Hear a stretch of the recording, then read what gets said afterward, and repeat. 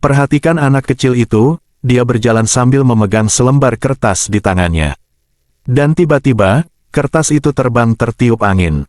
Ia segera pergi untuk mengambilnya. Namun tiba-tiba, sebuah mobil melaju kencang menuju tepat ke arahnya. Pengemudi mobil itu mengira anak itu telah tiada. Dia segera turun untuk memeriksanya. Dan ternyata...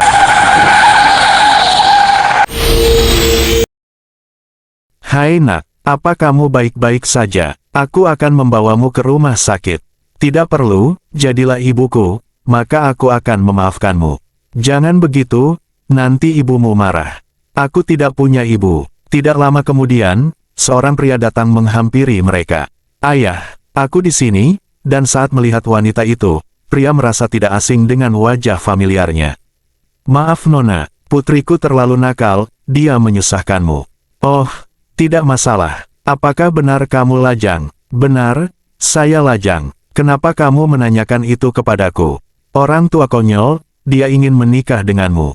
Hus, jangan ngawur. Tidak apa tuan, apa kamu membawa kartu identitas? Ayo kita pergi ke catatan sipil untuk menikah sekarang juga. Dan tiba-tiba, orang suruhan ayah wanita datang. Nona, tuan menyuruhku untuk segera membawa Anda pulang, dia sangat mengkhawatirkanmu. Aku tidak mau, katakan saja pada ayahku, aku tidak mau menikah dengan pria pilihannya.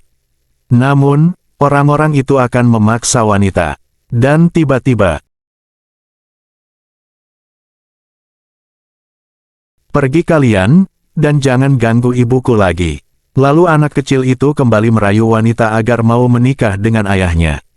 Dan segera menyuruh orang suruhan ayah wanita pergi. Kembalilah kalian, dan beritahu ayahku, aku tidak mau dijodohkan, karena aku sudah mempunyai calon suami.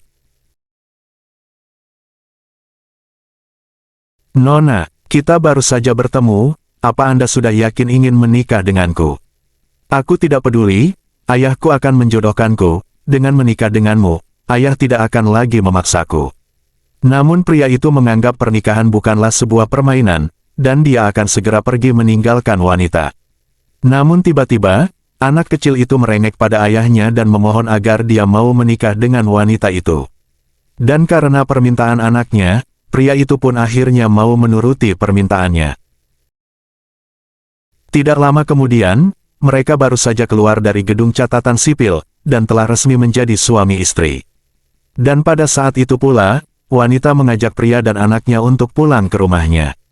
Saya akan melanjutkan berjualan barbeque dulu, dan setelah itu baru aku akan pulang ke rumahmu.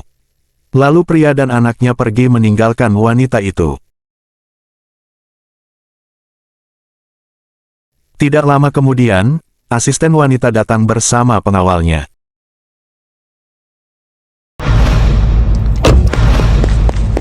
Namun asisten masih meragukan bahwa bos wanitanya telah benar-benar menikahi seorang pria pedagang kaki lima.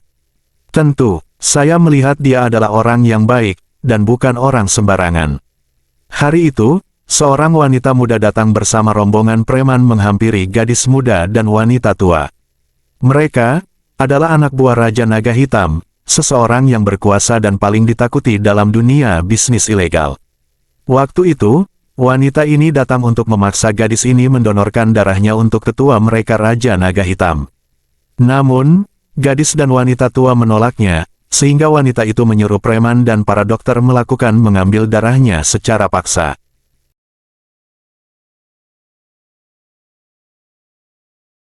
Namun sebagai orang tua, tentu saja dia tidak akan membiarkan orang lain menyakiti anaknya, dan memberikan perlawanan kepada wanita muda. Sehingga wanita itu kemudian menindas wanita tua, dan mengancam akan membunuhnya jika gadis muda tidak mendonorkan darahnya untuk Raja Naga Hitam ketua mereka. Dan sebagai anak yang berbakti pada orang tua, gadis muda pun bersedia diambil darahnya, asalkan mereka tidak menyiksa dan membunuh ibu yang telah merawat dan membesarkannya. Di lain tempat, pria itu telah mendapat laporan dari seseorang, yang mengatakan bahwa gadis muda dan wanita tua, sedang dalam ancaman anak buah Raja Naga Hitam. Ternyata, 5 tahun yang lalu, pria ini adalah seorang jenderal perang. Namun, sahabatnya gugur dalam membela kedaulatan negaranya. Sehingga sebagai atasan dan sahabat sejati, pria itu berjanji akan menjaga keluarganya dari orang-orang yang akan mengganggu keluarganya. Sementara di tempat wanita tua, dokter sedang mengambil darah gadis itu secara paksa. Sehingga, tidak lama kemudian gadis itu pun pingsan karena kehabisan darah. Dan pada saat itu pula, wanita berhati iblis itu akan segera membunuh wanita tua. Dan tiba-tiba, pria itu datang tepat waktu di antara mereka. Lalu anak buah wanita itu langsung menyerang pria. Namun dengan mudah pria itu dapat mengalahkan mereka.